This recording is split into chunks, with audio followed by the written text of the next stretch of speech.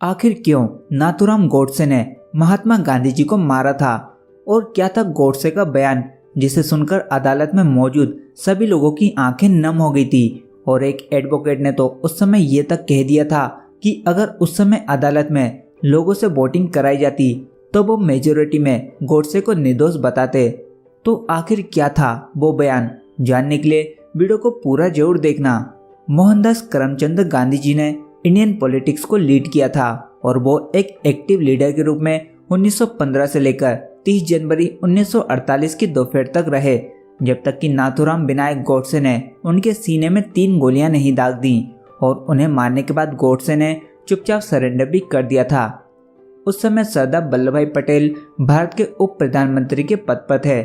पाकिस्तान को बसाने के लिए 550 करोड़ बंटवारे के समय दिए जाने का निर्णय लिया गया। पाकिस्तान की ओर से मुद्दा कश्मीर को लेकर गरमाया था, जिससे सरदार वल्लभ भाई पटेल ने साफ साफ एक बयान में कहा था कि जब तक कश्मीर मुद्दे का हल नहीं होगा जब तक हम भुगतान नहीं करेंगे, क्योंकि सरदार वल्लभ भाई पटेल ये जानते थे कि बकाया राशि रोके बिना पाकिस्तान कश्मीर मुद्दे का हल नहीं निकालेगा। क्योंकि आग बुझाने के लिए 2 ही तरीके होते हैं, या तो उस पर पानी डाल दिया जाए या फिर उसे ईंधन नहीं दिया जाए। और दंगे को रोकने का ये सबसे आसान तरीका था, क्योंकि अगर इंडिया गवर्नमेंट पाकिस्तान को बकाया पैसा देती तो वो उस पैसों का इस्तेमाल इंडिया के खिलाफ ही करता, हथियार और दंगे फैलाने के लिए। और ये बात सरदार वल्लभ भाई पटेल अच्छे से जानते थे। लेकिन जब ये बात गांधी जी को पता चली तो वो इस फैसले के खिलाफ हो गए। गांधी जी ने उस समय सरकार को अहिंसा का पाठ पढ़ाते हुए सरकार को भूख हड़ताल की धमकी दे दी और कहा कि पाकिस्तान को बकाया पैसा दे दिया जाए। और दबाव में आकर 12 जनवरी 1948 को भारत सरकार को अपना फैसला वापस लेना पड़ा। सरदार वल्लभ भाई पटेल ने गांधी जी को समझाने की बहुत ही कोशिश की, लेकिन वो नहीं माने। और 17 जनवरी 1948 को भारत सरकार ने गांधी जी की सारी शर्तें मान ली, जिससे सरदार वल्लभ भाई पटेल की कश्मीर को लेकर जो भी प्लानिंग थी वो सब खारिज हो गई। वहीं दूसरी ओर गोडसे ने आज़ादी से पहले ही ये नोटिस कर लिया था कि धीरे धीरे मुस्लिम राष्ट्र बढ़ रहा है, और गोडसे इस बात को समझ गए थे कि गांधी जी मुस्लिम राष्ट्र के लिए हिंदुओं से लड़ने को तैयार हैं। क्योंकि गांधी जी के दबाव और प्रभाव से भारत सरकार ने अपना निर्णय बदलते हुए पाकिस्तान को पैसे देने को तैयार हो गई। इसलिए नाथूराम गोडसे कहते हैं कि गांधी जी इस तरह आगे जाकर भी भारत सरकार के निर्णय में दखल अंदाजी ना करें, और इसके लिए वो किसी भी तरह का रिस्क लेने को तैयार थे, क्योंकि ये उस समय भारत के जीने और मरने का वक्त था। लेकिन गांधी जी नहीं रुके और 30 जनवरी 1948 ठीक शाम 5 बजे जब गांधी जी अपनी प्रार्थना सभा के चक्कर काटकर लौट रहे थे, तभी बिरला हाउस में नाथूराम गोडसे ने लगातार 3 गोलियां गांधी जी के सीने में उतार दी और बंदूक नीचे रख खुद ही पुलिस को कॉल कर सरेंडर कर दिया। पुलिस वालों ने तुरंत ही ये चेक किया कि कहीं नाथूराम गोडसे दिमागी या शारीरिक रूप से बीमार तो नहीं है, लेकिन नाथूराम गोडसे पूरी तरह से फिट थे और उन्होंने ये सब पूरे होशो हवास में किया था। नाथूराम गोडसे जेल में गांधी जी के बेटे देवदास गांधी से मिलते हैं और उनसे कहते हैं कि मुझे माफ करना, मेरी वजह से तुमने अपने पिता को खो दिया। मुझ पर विश्वास करना, मेरी उनसे कोई निजी दुश्मनी या नफरत नहीं थी। देवदास गांधी पूछते हैं तो फिर आपने उन्हें क्यों मारा? गोडसे कहते हैं कि इसके पीछे सिर्फ राजनीति और राजनीति है। मैं तुम्हें सब कुछ बताऊंगा, इसके लिए तुम पुलिस वालों से आधे घंटे का समय ले लो और पूरी बात सुनो। लेकिन पुलिस वालों ने उन्हें 1 मिनट का समय देने से भी मना कर दिया।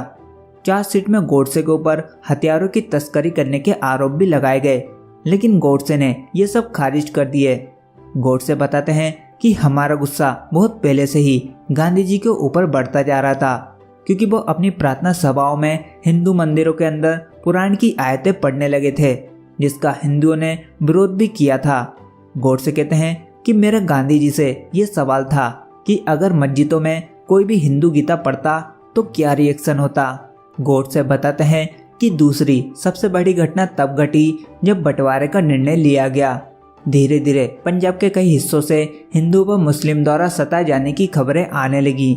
उस समय मुस्लिम राष्ट्र अपने चरम पर पहुंच गया था और हमें जिस बात का डर था वो होता दिख रहा था। अगस्त 1947 को पूरा पंजाब जल रहा था हर तरफ खून की नदियां बह रही थी।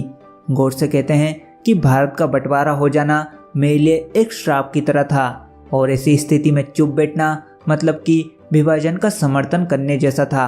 15 अगस्त 1947 को वीर सावरकर जी ने पहिए वाले झंडे को राष्ट्रीय झंडे बनाने की अनुमति मांगी, लेकिन यहाँ भी गांधी जी ने हिंदुओं के साथ विश्वासघात किया और इस समय तक अब मैंने गांधी जी को रोकने का पूरा मन बना लिया था।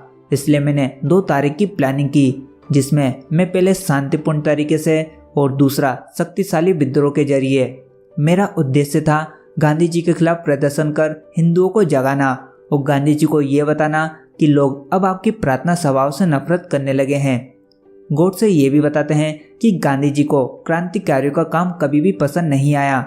आज़ादी भले ही कैसी भी मिली हो, लेकिन 1919 से लेकर 1935 तक क्रांतिकारियों ने जो अंग्रेजों की नाक में दम किया था, उनके इन योगदान को कभी भी भुलाया नहीं जा सकता।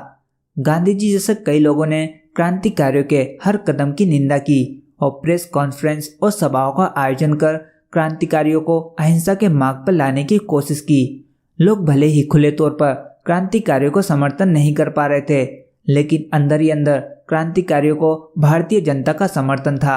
8 अगस्त 1942 को भारत छोड़ो आंदोलन स्टार्ट हुआ और कई नेताओं की गिरफ्तारी हुई। अब यहाँ तक ये साबित हो चुका था कि गांधी जी का अहिंसा का रास्ता भारत को आज़ादी नहीं दिला सकता।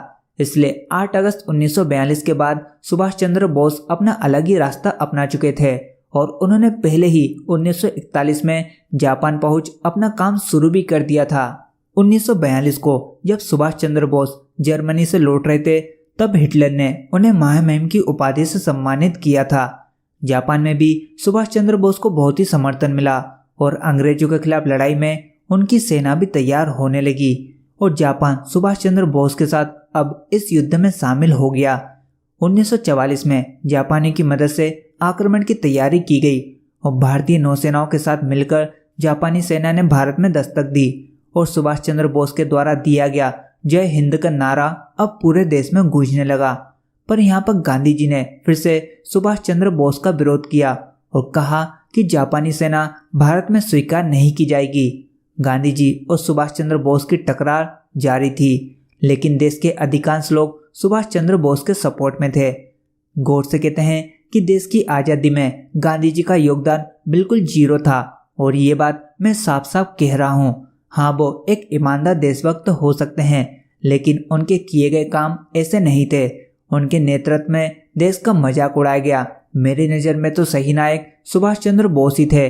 उनकी मानसिकता में क्रांति थी और वो देश की रक्षा के लिए बल का इस्तेमाल करना जानते थे। वे भारत को आज़ादी दिलाने के लिए किस चीज़ की ज़रूरत है उसे भली भांति जानते थे। जब देश के 2 टुकड़े हुए, तभी से पूरे देश में खून की नदियाँ बहने लगी। मुसलमान लगातार हिंदुओं को मार रहे थे। गांधी जी को भी कई बार बम से उड़ाने की धमकियां मिली, लेकिन गांधी जी ने अपने भाषणों में फिर भी मुसलमानों के अत्याचारों पर एक लफ्ज नहीं बोला। गांधी जी हिंदुओं से कहते हैं कि हमें ठंडे दिमाग से सोचना चाहिए। हिंदुओं को मुसलमानों से नाराज नहीं होना चाहिए। अगर वो तलवार चलाते हैं तो हमें सख्ती के साथ मरना स्वीकार कर लेना चाहिए। पर गोडसे कहते हैं कि मैं गांधी जी से पूछता हूँ कि ये बात कहाँ तक सही है। ऐसा कैसे हो सकता है कि कोई हमें मारे और हम मर जाएं? हम अपनी बहादुरी कैसे छोड़ दें और अत्याचार के खिलाफ क्यों न खड़े हों? खुद की मौत को ऐसा स्वीकार करना एक कायरता है। हजारों लोगों को अहिंसा का पाठ पढ़ाते हुए आप हिंदुओं को ऐसे मौत के घाट नहीं उतार सकते। क्या अहिंसा का नारा सिर्फ हिंदुओं के लिए ही था? मुसलमानों के टाइम पर गांधी जी को अहिंसा का पाठ याद नहीं आता था, जिसे देश ने भारत के राष्ट्रपति के रूप में पूजा था। वो तो इस समय सिर्फ पाकिस्तान के पिता साबित हो रहे थे और ऐसे राष्ट्रपिता का अंत करना मैंने अपना कर्तव्य समझ लिया था और मैंने ये किया भी। हैदराबाद के निजाम के खिलाफ भारतीय सरकार ने सेना कार्रवाई करने का पूरा फैसला कर लिया था, लेकिन यहाँ भी गांधी जी ने भूख हड़ताल कर सरकार के हाथ बांध दिए थे। गांधी जी ने अहिंसा का पाठ पढ़ाते हुए ये कहा था कि जब शेर गाय को मारने आए तो उसके सामने इतनी गाय रख दो कि वो खुद उन्हें मारते मारते थक जाए। गोडसे बताते हैं कि इसके बाद मैंने बहुत ही सोचा और इसके लिए मैंने किसी की राय नहीं ली, ना ही किसी की सुनी। और 30 जनवरी 1948 को बिरला हाउस की प्रधान सभा में मैंने उनके सीने में गोलियां दाग दी। इसके बाद मेरे पास कहने को अब कुछ नहीं बचा। मैं ये सब हिंदू राष्ट्र के लिए कर रहा था और मेरे द्वारा किया गया ये पाप भी राष्ट्र के लिए ही था, क्योंकि मेरे हिसाब से गांधी जी भारत देश को विनाश की ओर ले जा रहे थे। मैं मानता हूँ कि गांधी जी ने देश के लिए बहुत ही दुख सहे हैं और लोगों के मन में जागृति पैदा की है। उन्होंने जो राष्ट्र की सेवा की उसके लिए मैं उन्हें नमन करता हूँ। और फिर 2 साल बाद 15 नवंबर 1950 की सुबह नाथूराम गोडसे और नाना आप्टे को फांसी दे दी गई। आपका इस सब के ऊपर क्या विचार है? क्या गांधी जी को मारना जरूरी था? नीचे कमेंट बॉक्स में जरूर बताना।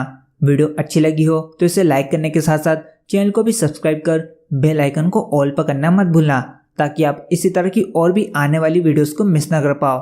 सो मिलते जल्दी, तब तक के लिए जय हिंद।